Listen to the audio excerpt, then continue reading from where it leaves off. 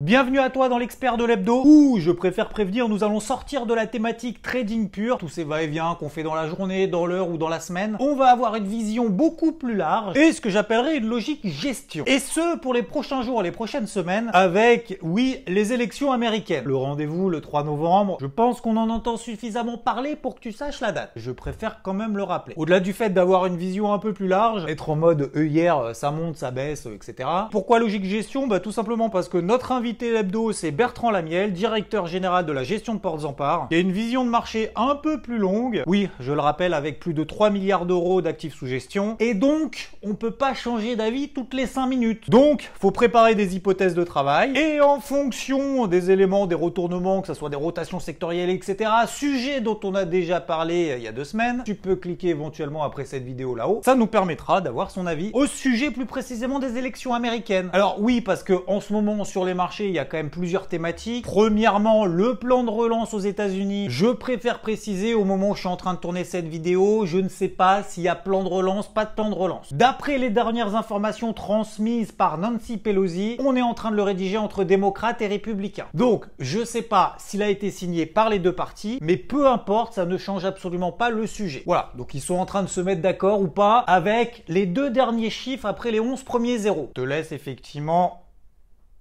Tu fais 11 zéros et après ça sera soit un 1 et un 8, soit un 1 et un 9, soit un 2 et un 0, soit un 2 et un 1, soit un 2 et un 2. Bref, on n'est pas d'accord sur le montant. Sur le principe, a priori, tout le monde est d'accord. Nous avons également le Brexit, sur lequel on peut dire on est sur un terrain glissant. Disons que c'est un peu tendu. Alors, est-ce que c'est un Brexit no deal, deal, semi-deal, deal with it? Oui, parce que c'est toujours compliqué entre le Royaume-Uni et l'Union Européenne. Là, Boris Johnson, il a dit si on se dépêche pas un petit peu plus et on répond pas à mes exigences, eh ben ça sera un no deal. Sauf que l'Union Européenne a dit non, nous n'aurons pas de nouvelle approche. No, no, no, Mr. Johnson. En disant bon, nos priorités, ça, on a établi clairement ce qu'on voulait et ce qu'on voulait pas. Je vois pas pourquoi ça aurait changé depuis. Et en plus, on a tout communiqué de manière transparente. Et en toute bonne foi, en précisant accessoirement, ne nous met pas trop la pression parce qu'un no deal, ça aura beaucoup plus d'impact négatif sur le Royaume-Uni que sur l'Union Européenne. Nous avons bien évidemment le sujet sanitaire, au-delà du fait qu'on n'ait toujours pas de vaccin, qu'il y a des tests successivement qui échouent, d'autres laboratoires pharmaceutiques qui demandent à ce que les validations de ces vaccins soient mises sur le marché là très rapidement au mois de novembre, sachant que certains experts nous ont précisé à nouveau, notamment chez Roche, en précisant que si effectivement on a un vaccin là très rapidement,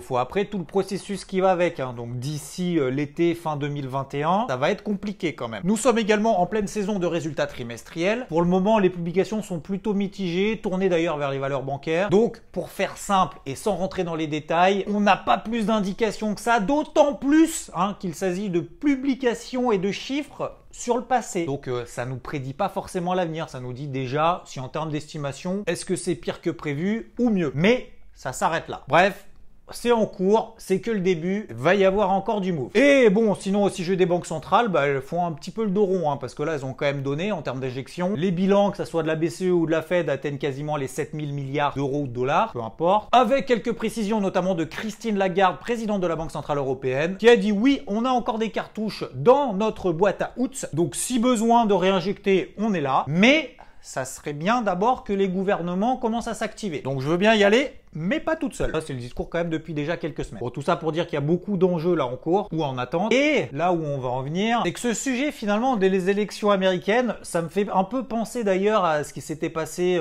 avec la déclaration de guerre commerciale entre les États-Unis et la Chine. Ah ouais, ça je m'en souviens bien, c'était Noël 2018. Donc à partir de début décembre, ça commençait déjà à schmouter un peu. Le Dow Jones avait perdu accessoirement 15% en 3 semaines. Et ensuite, on a eu le point bas le 26 décembre 2018. Donc c'était méga tendu. La guerre commerciale, le sujet a duré des mois et des mois et des mois. D'ailleurs, le feuilleton n'est pas terminé. Et on disait tous les jours, oui, alors ça dépend de la guerre commerciale, ça dépend de ce que Trump tweet. Est-ce que ça empire ou pas? Et finalement, notamment sur les indices américains, on a fait des nouveaux records historiques. Voilà, c'était rampe de lancement, fusée, sky is the limit. Donc au final, si t'attends que la guerre commerciale entre les États-Unis et la Chine se termine, bah, t'attends longtemps finalement. Et du coup, on en vient à la première question que je vais poser à Bertrand. On attend quand même beaucoup des élections américaines. Mais concrètement, quel impact ça peut avoir sur le marché? Et comment s'y préparer? Je reprécise une deuxième fois, hein, juste pour être sûr. On va pas évoquer ici les variations de 200, 500 points, voire même 1000 points qu'on peut avoir sur les indices. Et ce en une journée. Oui, parce que lors de l'élection de Trump,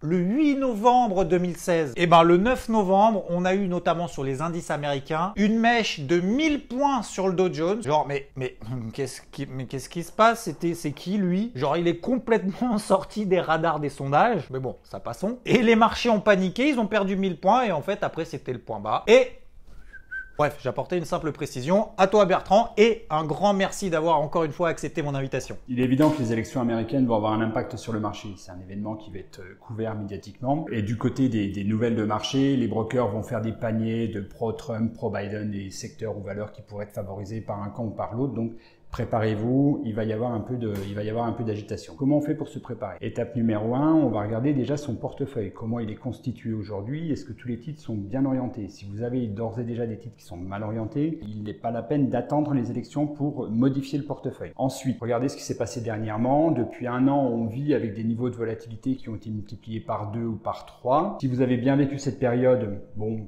la volatilité va plus probablement encore augmenter ou à minima rester à ces niveaux-là que baisser. A priori, ça va bien se passer. Si pendant certaines périodes sur l'année qui vient de se passer, on va accepter mars-avril, vous avez été un peu choqué et tenté de faire des choses, voire fait des choses qui n'étaient pas forcément top pour la performance du portefeuille, alors il faut commencer à adapter votre portefeuille. Ça veut dire éviter les surpondérations sur un titre, éviter d'être écarté trop largement de certains secteurs. Donc ça, c'est ce qu'on peut faire avant. On va pas travailler dans l'anticipation, on n'a pas de boule de cristal, on n'est pas Madame Guerlain, on n'est pas prédictologue, donc se dire si c'est Trump qui repasse, alors c'est bon pour le marché, donc j'investis ou inversement. Ça, on va pas le faire. Par contre, ce qu'on va se promettre en anticipation, c'est les réactions qu'on va avoir si à un moment donné, sur le marché, on a des signaux qui sont véritablement négatifs et que notre portefeuille est en train de sous-performer. Donc pour ça, nous, on a mis en place un système de notation relative des valeurs vis-à-vis du marché. Vous retrouvez tout ça sur l'application B-Étoile-Phi sur les stores publics. C'est gratuit, c'est mis à jour toutes les semaines. On a commencé avec 40 valeurs, on en a 150. Donc allez regarder ce qui se passe là-dessus. Et si vos valeurs, vous voyez qu'il y a des signaux qui apparaissent vers la baisse, c'est qu'il est temps de réduire les pondérations, voire de sortir de ces titres. Et inversement, si on voit des valeurs qui sont en train de s'améliorer, même si de temps en temps ça peut paraître contre-intuitif, il faut s'y intéresser, aller regarder les fondamentaux et probablement les faire rentrer dans le portefeuille. Et j'en profite tant que Bertrand est là parce que globalement là on voit qu'il n'y a pas véritablement de gros pics de volatilité. On le voit au travers du VIX, de l'indice de la peur qui est toujours sous cette zone des 30. Alors oui, en intraday, voilà, ça monte, ça baisse, c'est quand même relativement logique. Mais vu la violence des gaps qu'on a d'un jour à l'autre, les contre-pieds réguliers, plus 2, moins 2. Donc dans cette logique intraday, comme je le préconise depuis maintenant quelques temps, soyez prudents. Qu'est-ce que ça veut dire? C'est tout simplement limiter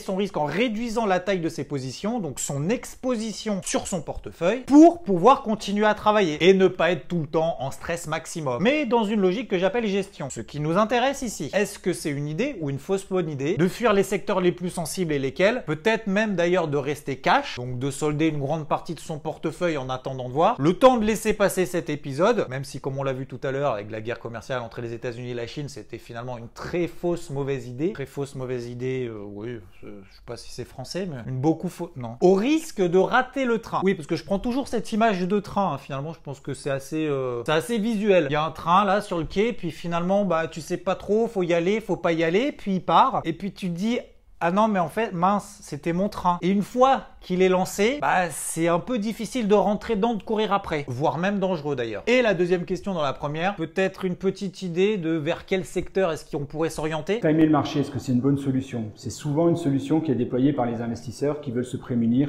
des séances de baisse. On a regardé statistiquement ce qui se passait sur un marché sur 20 ans. 55% des séances sont haussières. Donc sortir du marché, c'est potentiellement ne pas être exposé pendant ces 55% de séances haussières. Qui plus est, ou là où ça se complique, c'est qu'on a souvent des séquences haussières consécutives très longues et de manière plus fréquente. Donc si on regarde en termes de semaines, on a régulièrement dans un marché 5 semaines de hausse consécutive.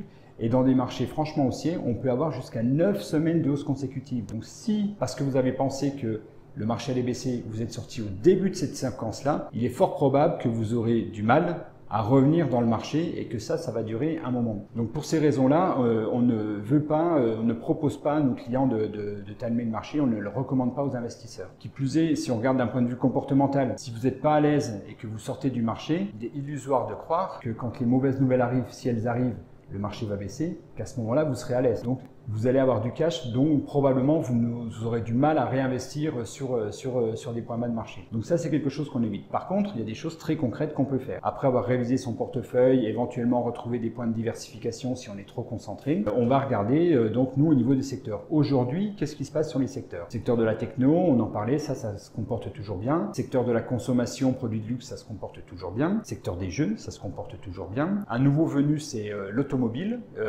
donc de manière assez contre-intuitive. On a souvent tendance à regarder Peugeot-Renault parce qu'on est français. En fait, il faut plutôt aller regarder du côté de Daimler en Allemagne. Voilà, ces valeurs-là sont en train de bien se comporter. L'industrie, un secteur assez récent qui est rentré dans une tendance haussière. Et là, c'est un secteur extrêmement vaste. Donc là, il y a moyen de faire du stock picking de manière intelligente si on regarde toute l'Europe. Et le secteur que je ne cite plus, c'est la santé, qu'on avait pu citer dernièrement. La santé, en fait, de manière très contre-intuitive aussi, ça s'est retourné. Au moment où on pense que se rapproche d'un vaccin, on peut se dire, tiens, ça peut être intéressant d'aller sur les grandes valeurs de la pharma. En fait, ces grandes valeurs de la pharma, aujourd'hui, les investisseurs les boudent. Je sais pas pourquoi, mais c'est ce qui se passe et c'est concret et ça dure depuis le 26 septembre. Inversement, dans ce secteur, les valeurs de MedTech continuent à être bien orientées. Sartorius Stedim, par exemple, passe tous les filtres et est toujours ouvert. Sur les secteurs, on a le même message aux États-Unis qu'en Europe. Industrie, luxe, automobile, valeur du luxe, valeur de la technologie. États-Unis, Europe, même match, même combat, c'est bien orienté. Il y a un ensemble de valeurs où le message est différent aux États-Unis et en Europe, c'est le segment des petites et moyennes valeurs. Sur les petites et moyennes valeurs aux États-Unis, elles n'ont pas réussi à performer aussi bien que les grandes. Si on prend sur un an, le S&P 100, donc les 100 plus grosses du S&P 500, on est à plus 19%.